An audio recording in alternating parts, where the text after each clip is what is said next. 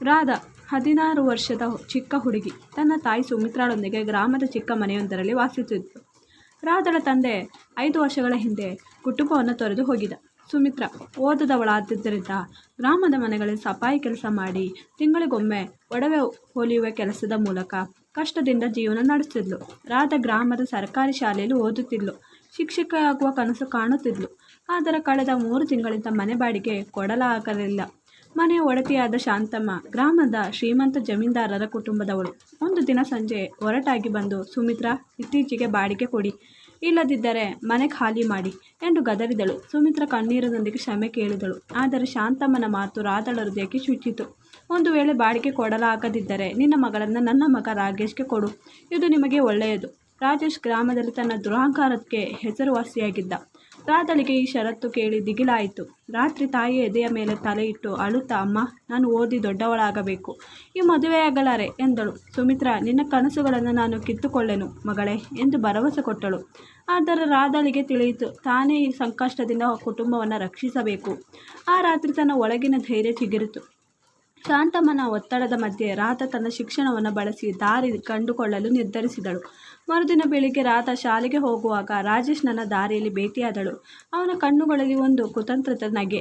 ರಾಧಾ, ನಿನ್ನ ತಾಯಿಗೆ ಬಾಡಿಗೆ ಕೊಡಲು ಕಷ್ಟವಂತೆ, ನನ್ನನ್ನು ಮದುವೆಯಾದರೆ ಎಲ್ಲವೂ ಸುಲಭವಾಗುತ್ತದೆ ಎಂದು ತೇವಗೊಂಡಿದ್ದ. ರಾಧಳಿಗೆ ಕೋಪ ಬಂದರೂ ತಾಳ್ಮೆಯಿಂದ, ನನ್ನ ಜೀವನದ ಬಗ್ಗೆ ನಾನೇ ತೀರ್ಮಾನ ತೆಗುತ್ತೀನಿ ಎಂದು ತಿರುಗಿ ನಡೆದಳು. ಮನೆಗೆ ಬಂದಾಗ ಸುಮಿತ್ರಾ ರಾಧಳಿಗೆ ಶಾಂತಮ್ಮನ ಇನ್ನೊಂದು ಷರತ್ತನ್ನು ಹೇಳಿದಳು. 1 ವಾರದೊಳಗೆ ಬಾಡಿಗೆ ಕೊಡದಿದ್ದರೆ ರಾಜೇಶ್ನೊಂದಿಗೆ ಮದುವೆಯ ದಿನಾಂಕ ನಿಗದಿಯಾಗುತ್ತದೆ. ರಾಧಳಿಗೆ ತಲೆ ಸುತ್ತಿತು. ಆ ರಾತ್ರಿ ತಾಯಿಯೊಂದಿಗೆ ಮಾತನಾಡುತ್ತಾ ತನ್ನ ಕನಸುಗಳನ್ನು ಬಿಚ್ಚಿಟ್ಟಳು. ಅಮ್ಮ, ನಾನು ಶಿಕ್ಷಕಿಯಾಗಿ ಗ್ರಾಮದ ಮಕ್ಕಳಿಗೆ ಓದಿನ ಬೆಳಕು ತೋರಿಸಬೇಕು. ಈ ಮದುವೆಯಿಂದ ನನ್ನ ಕನಸು ಕೊನೆಯಾಗಲು ಬಿಡನು. ಸುಮಿತ್ರಾ ಕಣ್ಣೀರಿನೊಂದಿಗೆ, ನಿನಗೆ ಈ ಸಂಕಷ್ಟ ಕೊಡಲು ನನಗಿಷ್ಟವಿಲ್ಲ, ಆದರೆ ನಾನು ದುರ್ಬಲಳು ಎಂದಳು. ರಾಧಳಿಗೆ ತಾಯಿಯ ನಿರಾಸೆ ಕಾಣಲಾಗಲಿಲ್ಲ. ಅಮ್ಮ, ನಾನು ದಾರಿ ಕೊಂಡುಕೊಳ್ಳುವೆ ಎಂದು ಭರವಸೆ ಕೊಟ್ಟಳು. ಆದರೆ ಒಳಗೆ ಆಕೆಗೆ ಭಯವಿತ್ತು. ರಾಜೇಶ್ನ ದುರಹಂಕಾರ, ಶಾಂತಮ್ಮನ ಒತ್ತಡ ಎಲ್ಲವೂ ಒಂದು ಕರಾಳ ಕನಸಿನಂತಿತ್ತು. ಮರುದಿನ ಶಾಲೆಯಲ್ಲಿ ರಾಧಳ ಗೆಳತಿ ಲಕ್ಷ್ಮಿ ಆಕೆಯ ಚಿಂತೆಯನ್ನು ಗಮನಿಸಿದಳು. ರಾಧಾ, ಏನಾಯಿತು, ನಿನ್ನ ಕಣ್ಣು ಕೆಂಪಾಗಿದೆ ಎಂದು ಕೇಳಿದಳು. ರಾಧಾ ಎಲ್ಲವನ್ನ ಹೇಳಿದಳು. ಲಕ್ಷ್ಮಿ, ಗ್ರಾಮದ ಹಿರಿಯ ರಾಮಯ್ಯನವರ ಬಳಿ ಮಾತಾಡು, ಅವರು ಶಾಂತಮ್ಮನಿಗೆ ಸರಿಯಾಗಿ ಉತ್ತರ ಕೊಡಬಲ್ಲರು ಎಂದು ಸಲಹೆ ನೀಡಿದಳು. ರಾಧಳಿಗೆ ಒಂದು ಆಸರೆಯ ಕಿರಣ ಕಾಣಿತು. ಆ ರಾತ್ರಿ ತಾನು ರಾಮಯ್ಯನವರನ್ನು ಭೇಟಿಯಾಗಬೇಕೆಂದು ನಿರ್ಧರಿಸಿದಳು. ಆದರೆ ರಾಜೇಶ್ನ ಕುತಂತ್ರಗಳು ಆಕೆಗೆ ತಿಳಿಯದೇ ಇದ್ದವು. ರಾಧಾ ರಾಮಯ್ಯನವರ ಮನೆಗೆ ಹೋಗಲು ನಿರ್ಧರಿಸಿದ ದಿನ ಗ್ರಾಮದ ಚೌಕದಲ್ಲಿ ಗುಂಗೊಡುತ್ತಿದ್ದರು. ರಾಮಯ್ಯ ಗ್ರಾಮದ ಗೌರವಸ್ಥ ವ್ಯಕ್ತಿ, ಎಲ್ಲರಿಗೂ ಸಲಹೆಗಾರರಾಗಿದ್ದರು. ರಾಧಾ ತನ್ನ ತಾಯಿಯೊಂದಿಗೆ ಅವರ ಮನೆಗೆ ಹೋದಳು. ರಾಮಯ್ಯ ಅಜ್ಜ, ನಮಗೆ ಸಹಾಯ ಮಾಡಿ ಎಂದು ಸುಮಿತ್ರಾ ಕೇಳಿಕೊಂಡಳು. ರಾಧಾ ಶಾಂತಮ್ಮನ ಷರತ್ತು ಮತ್ತು ರಾಜೇಶ್ನ ಒತ್ತಾಯದ ಬಗ್ಗೆ ವಿವರಿಸಿದಳು. ರಾಮಯ್ಯ ಗಂಭೀರವಾಗಿ ಕೇಳಿ, ರಾಧಾ, ನೀನು ಧೈರ್ಯವಂತೆ, ಶಾಂತಮ್ಮನ ಒಡ್ಡೊಳಲಕ್ಕೆ ಒಪ್ಪಬೇಡ, ಗ್ರಾಮದ ಜನ ನಿನ್ನೊಂದಿಗಿದ್ದಾರೆ ಎಂದರು. ಆದರೆ ಶಾಂತಮ್ಮನ ಪ್ರಭಾವ ಗ್ರಾಮದಲ್ಲಿ ದೊಡ್ಡದಿತ್ತು. ಕೆಲವರು ಆಕೆಗೆ ಭಯಪಟ್ಟಿದ್ದರು. ರಾಮಯ್ಯ, ನಾನು ಗ್ರಾಮದ ಸಭೆ ಕರೆಯುತ್ತೇನೆ, ಆದರೆ ರಾಧಾ, ನೀನು ಏನಾದರೂ ದಾರಿ ಕಂಡುಕೊಂಡರೆ ಅದು ನಿನಗೆ ಒಳ್ಳೆಯದು ಎಂದರು. ರಾಧಾ ಮನೆಗೆ ಬಂದಾಗ ಗ್ರಾಮದ ಕೆಲವು ಮಹಿಳೆಯರು ಸುಮಿತ್ರಾಳನ್ನು ಭೇಟಿಯಾಗಲು ಬಂದಿದ್ದರು. ನಾವು ನಿಮ್ಮೊಂದಿಗಿದ್ದೇವೆ, ಆದರೆ ಶಾಂತಮ್ಮನ ಜಮೀನಿನಲ್ಲಿ ನಾವು ಕೆಲಸ ಮಾಡುತ್ತೇವೆ, ಒಂದು ವೇಳೆ ಆಕೆಗೆ ಕೋಪ ಬಂದರೆ ಎಂದು ಹಿಂಜರಿದರು. ರಾಧಳಿಗೆ ಗ್ರಾಮದ ಒಗ್ಗಟ್ಟಿನ ಶಕ್ತಿಯೊಂದಿಗೆ ಸ್ವಾರ್ಥದ ಛಾಯೆಯು ಕಾಣಿಸಿತು. ಆದರೆ ಆಕೆ ಧೈರ್ಯಗೆಡಲಿಲ್ಲ. ಶಾಲೆಯಲ್ಲಿ ರಾಧಳ ಶಿಕ್ಷಕಿ ಗೀತಾ ಮೇಡಮ್ ಆಕೆಯ ಚಿಂತೆಯನ್ನು ಗಮನಿಸಿದರು. ರಾಧಾ, ನೀನು ಒಳ್ಳೆಯ ವಿದ್ಯಾರ್ಥಿನಿ, ನಿನ್ನ ಕಷ್ಟವನ್ನು ಹೇಳು ಎಂದರು. ರಾಧಾ ಎಲ್ಲವನ್ನು ವಿವರಿಸಿದಳು. ಗೀತಾ, ನೀನು ಓದಿನಲ್ಲಿ ಚುರುಕಾಗಿದ್ದೀಯಾ, ಒಂದು ವೇಳೆ ಟ್ಯೂಷನ್ ತರಗತಿಗಳನ್ನು ಆರಂಭಿಸಿದರೆ ಕೆಲವು ಹಣ ಗಳಿಸಬಹುದು ಎಂದು ಸಲಹೆ ನೀಡಿದರು. ರಾಧಳ ಕಣ್ಣುಗಳು ಬೆಳಗಿದವು. ಆ ರಾತ್ರಿ ತಾಯಿಯೊಂದಿಗೆ ಆ ಯೋಜನೆಯನ್ನು ಚರ್ಚಿಸಿದಳು. ಸುಮಿತ್ರಾ, ನಿನಗೆ ಒಡವೆ ಹೊಲಿಯುವ ಕೆಲಸ ಜಾಸ್ತಿಯಾದರೆ ನಾನು ತೆಗೆದುಕೊಳ್ಳುತ್ತೇನೆ ಎಂದಳು. ರಾಧಳಿಗೆ ತಾಯಿಯ ಪ್ರೀತಿಯಿಂದ ಧೈರ್ಯ ಬಂದಿತು. ರಾಧಾ ಟ್ಯೂಷನ್ ತರಗತಿಗಳನ್ನು ಆರಂಭಿಸಲು ತಯಾರಿ ನಡೆಸಿದಳು. ಗೀತಾ ಮೇಡಮ್ನ ಸಹಾಯದಿಂದ ಶಾಲೆಯ ಕಟ್ಟಡವೊಂದನ್ನು ಸಂಜೆಯ ವೇಳೆ ಬಳಸಲು ಅನುಮತಿ ಪಡೆದಳು. ಗ್ರಾಮದ ಕಿರಿಯ ವಿದ್ಯಾರ್ಥಿಗಳಿಗೆ ಗಣಿತ, ವಿಜ್ಞಾನದ ತರಗತಿಗಳನ್ನು ಆರಂಭಿಸುವ ಯೋಜನೆ ರೂಪಿಸಿದಳು. ಆದರೆ ಒಂದು ಸಮಸ್ಯೆ ಇತ್ತು. ಗ್ರಾಮದ ಬಹುತೇಕ ಕುಟುಂಬಗಳು ಬಡವರಾಗಿದ್ದವು. ಯಾರಾದರೂ ಟ್ಯೂಷನ್ಗೆ ಹಣ ಕೊಡುತ್ತಾರೆಯೇ ಎಂದು ರಾಜಾ ಚಿಂತಿಸಿದಳು. ಲಕ್ಷ್ಮಿ, ಕೆಲವು ಕುಟುಂಬಗಳು ಹಣದ ಬದಲು ತರಕಾರಿ, ಧಾನ್ಯ ಕೊಡಬಹುದು, ಒಪ್ಪಿಕೋ ಎಂದಳು. ರಾಧಾ ಈ ಯೋಜನೆಯನ್ನು ಒಪ್ಪಿಕೊಂಡಳು. ಗ್ರಾಮದ ಚೌಕದಲ್ಲಿ ತಾನು ಟ್ಯೂಷನ್ ಆರಂಭಿಸುತ್ತಿರುವ ಸುದ್ದಿಯನ್ನು ಹರಡಿದಳು. ಮೊದಲ ದಿನ 5 ಮಕ್ಕಳು ಬಂದರು. ರಾಧಳಿಗೆ ಸಂತೋಷವಾಯಿತು. ಆದರೆ ಶಾಂತಮ್ಮನ ಒತ್ತಡ ಇನ್ನೂ ಮಾಯವಾಗಿರಲಿಲ್ಲ. ಒಂದಿನ ಶಾಂತಮ್ಮ ರಾಧಳ ಮನೆಗೆ ಬಂದು, ಈ ಟ್ಯೂಷನ್ನಿಂದ ಎಷ್ಟು ಗಳಿಸುವೆ? 1 ವಾರದೊಳಗೆ ಬಾಡಿಗೆ ಕೊಡದಿದ್ದರೆ ರಾಜೇಶ್ನೊಂದಿಗೆ ಮದುವೆ ಫಿಕ್ಸ್ ಎಂದು ಎಚ್ಚರಿಸಿದಳು. ರಾಧಳಿಗೆ ಕೋಪವೂ ಭಯವೂ ಒಟ್ಟಿಗೆ ಕಾಡಿತು. ಆದರೆ ಆಕೆ ತನ್ನ ಯೋಜನೆಯಲ್ಲಿ ಗಟ್ಟಿಯಾಗಿದ್ದಳು. ನಾನು ಬಾಡಿಗೆ ಕೊಡುವೆ, ಆದರೆ ನನ್ನ ಜೀವನವನ್ನು ನೀವು ತೀರ್ಮಾನಿಸಲಾರರು ಎಂದು ಒಳಗೆ ಯೋಚಿಸಿದಳು. ಗೀತಾ ಮೇಡಮ್ ರಾಧಳ ಶ್ರಮವನ್ನು ಕಂಡು ಆಕೆಗೆ ಕೆಲವು ಪುಸ್ತಕಗಳನ್ನು ಕೊಟ್ಟರು. ನಿನ್ನ ತರಗತಿಗಳನ್ನು ಇನ್ನೂ ಆಕರ್ಷಕವಾಗಿಸು, ಮಕ್ಕಳು ಜಾಸ್ತಿ ಬರಲಿ ಎಂದರು. ರಾಧಾ ಮಕ್ಕಳಿಗೆ ಕಥೆಯ ಮೂಲಕ ಗಣಿತ ಗಳಿಸುವ ವಿಧಾನವನ್ನು ರೂಪಿಸಿದಳು. 1 ವಾರದೊಳಗೆ ಆಕೆ ತರಗತಿಗೆ 10 ಮಕ್ಕಳು ಸೇರಿಸಿದರು. ಕೆಲವರು ತರಕಾರಿ, ಕೆಲವರು ಒಂದಿಷ್ಟು ಹಣ ತಂದು ಕೊಟ್ಟರು. ರಾಧಳಿಗೆ ಆತ್ಮವಿಶ್ವಾಸ ಬಂದಿತು. ಆದರೆ ರಾಜೇಶ್ನ ಕಣ್ಣು ಆಕೆಯ ಮೇಲಿತ್ತು. ಅವನಿಗೆ ರಾಧಳ ಯಶಸ್ಸು ಸಹಿಸಲಾಗಲಿಲ್ಲ. ರಾಧಳ ಟ್ಯೂಷನ್ ತರಗತಿಗಳು ಗ್ರಾಮದಲ್ಲಿ ಜನಪ್ರಿಯವಾದವು. 1 ತಿಂಗಳಿಗೊಳಗೆ 20 ಮಕ್ಕಳು ಆಕೆಯ ತರಗತಿಗೆ ಬರುತ್ತಿದ್ದರು. ಕೆಲವರು ತಿಂಗಳಿಗೆ 50 ರೂಪಾಯಿ ಕೊಡುತ್ತಿದ್ದರು. ಇತರರು ಅಕ್ಕಿ, ತರಕಾರಿ ಅಥವಾ ಗೋಧಿಯನ್ನು ತಂದು ಕೊಡುತ್ತಿದ್ದರು. ರಾಧಾ ಈ ಗಳಿಕೆಯಿಂದ 1 ತಿಂಗಳ ಬಾಡಿಗೆಯನ್ನು ತೀರಿಸಿದಳು. ಶಾಂತಮ್ಮ ಹಣವನ್ನು ತೆಗೆದುಕೊಂಡು ಇನ್ನೂ 2 ತಿಂಗಳ ಬಾಕಿ ಇದೆ, 1 ತಿಂಗಳೊಳಗೆ ಕೊಡದಿದ್ದರೆ ರಾಜೇಶ್ನೊಂದಿಗೆ ಮದುವೆ ಎಂದು ಗುಂಡಿಕ್ಕಿದಳು. ರಾಧಳಿಗೆ ಇದು ಒಂದು ಸಣ್ಣ ಗೆಲುವಿನಂತಿತ್ತು. ಸುಮಿತ್ರಾ, ನಿನ್ನ ಶ್ರಮಕ್ಕೆ ನಾನು ಹೆಮ್ಮೆ ಪಡುತ್ತೇನೆ ಮಗಳೇ ಎಂದಳು. ಗ್ರಾಮದ ಕೆಲವು ತಾಯಂದಿರು ರಾಧಳನ್ನು ಶ್ಲಾಘಿಸಿದರು. ನಿನ್ನ ತರಗತಿಗಳಿಂದ ನಮ್ಮ ಮಕ್ಕಳ ಗಣಿತ ಸುಧಾರಿಸಿದೆ ಎಂದು ಹೇಳಿದರು. ರಾಧಳಿಗೆ ತನ್ನ ಕನಸು ಸಮೀಪವಾಗುತ್ತಿರುವಂತೆ ಭಾಸವಾಯಿತು. ಆದರೆ ರಾಜೇಶ್ನ ಒಡ್ಡಲಗ ಕಡಿಮೆಯಾಗಲಿಲ್ಲ. ಒಂದು ದಿನ ರಾಧಳ ತರಗತಿಯ ಬಳಿ ಬಂದು, ಈ ತರಗತಿಗಳಿಂದ ಎಷ್ಟು ಗಳಿಸುವೆ? ನನ್ನನ್ನು ಮದುವೆ ಇದ್ದರೆ ಇಂಥ ಕಷ್ಟ ಬೇಡ ಎಂದು ಗಾಟ ಕೊಟ್ಟ. ರಾಧಾ, ನನ್ನ ಕಷ್ಟ ನನಗೆ ಸಂತೋಷವನ್ನು ಕೊಡುತ್ತದೆ, ನಿನ್ನಂಥವರಿಗೆ ಇದು ಅರ್ಥವಾಗದು ಎಂದು ತಿರುಗಿಸಿದಳು. ರಾಜೇಶ್ನ ಕಣ್ಣುಗಳಲ್ಲಿ ಕೋಪ ಮಿಂಚಿತ್ತು. ಗೀತಾ ಮೇಡಮ್ ರಾಧಳ ಯಶಸ್ಸನ್ನು ಕಂಡು ಆಕೆಗೆ ಗ್ರಾಮದ ಶಾಲೆಯಲ್ಲಿ ಸಣ್ಣ ಶಿಕ್ಷಕಿಯ ಕೆಲಸವನ್ನು ಸಲಹೆ ಮಾಡಿದರು.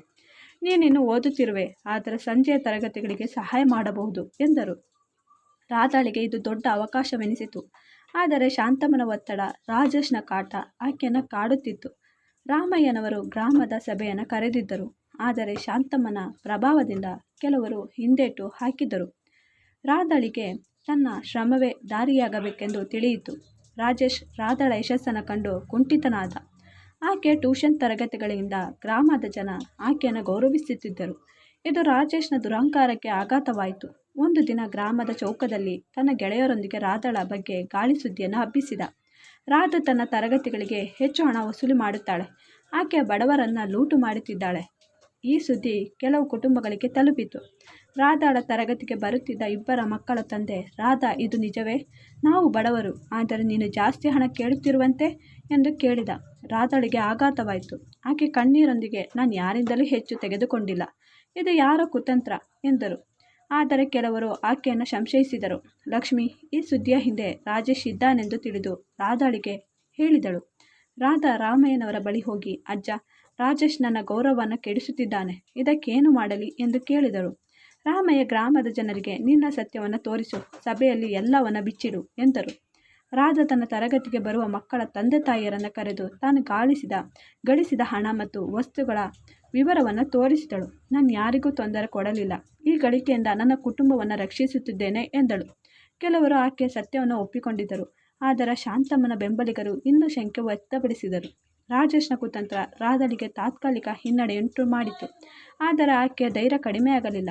ಗ್ರಾಮದ ಸಭೆಯ ದಿನ ಬಂದಿತು. ರಾಮಯ್ಯನವರು ಎಲ್ಲರನ್ನ ಚೌಕಕ್ಕೆ ಕರೆದಿದ್ದರು. ರಾಧಾ ತಾಯಿಯೊಂದಿಗೆ ಧೈರ್ಯದಿಂದ ಸಭೆಗೆ ಹಾಜರಾಗಿದ್ದಳು. ಶಾಂತಮ್ಮ ಮತ್ತು ರಾಜೇಶ್ ಕೂಡ ಬಂದಿದ್ದರು. ರಾಮಯ್ಯ ರಾಧಳ ಕುಟುಂಬದ ಕಷ್ಟ ಮತ್ತು ಶಾಂತಮ್ಮನ ಷರತ್ತನ ಬಗ್ಗೆ ಚರ್ಚಿಸೋಣ ಎಂದರು. ರಾಧಾ ಎದ್ದು ನಿಂತು, ನಾನು ಟ್ಯೂಷನ್ನಿಂದ ಗಳಿಸಿದ ಹಣದಿಂದ ಬಂದು ತಿಂಗಳ ಬಾಡಿಗೆ ಕೊಟ್ಟಿದ್ದೇನೆ. ರಾಜೇಶ್ನ ಗಾಳಿ ಸುದ್ದಿಗಳಿಂದ ನನ್ನ ಗೌರವಕ್ಕೆ ಧಕ್ಕೆಯಾಗಿದೆ. ನಾನು ಯಾರಿಗೂ ತಪ್ಪು ಮಾಡಿಲ್ಲ ಎಂದಳು. ಆಕೆಯ ಧ್ವನಿಯಲ್ಲಿ ಧೈರ್ಯವಿತ್ತು. ಗ್ರಾಮದ ಕೆಲವು ತಾಯಂದಿರು, ರಾಧಾ ನಮ್ಮ ಮಕ್ಕಳಿಗೆ ಒಳ್ಳೆಯ ಶಿಕ್ಷಣ ಕೊಡುತ್ತಿದ್ದಾಳೆ, ಆಕೆ ಸತ್ಯವಾದಿನಿ ಎಂದು ಬೆಂಬಲಿಸಿದರು.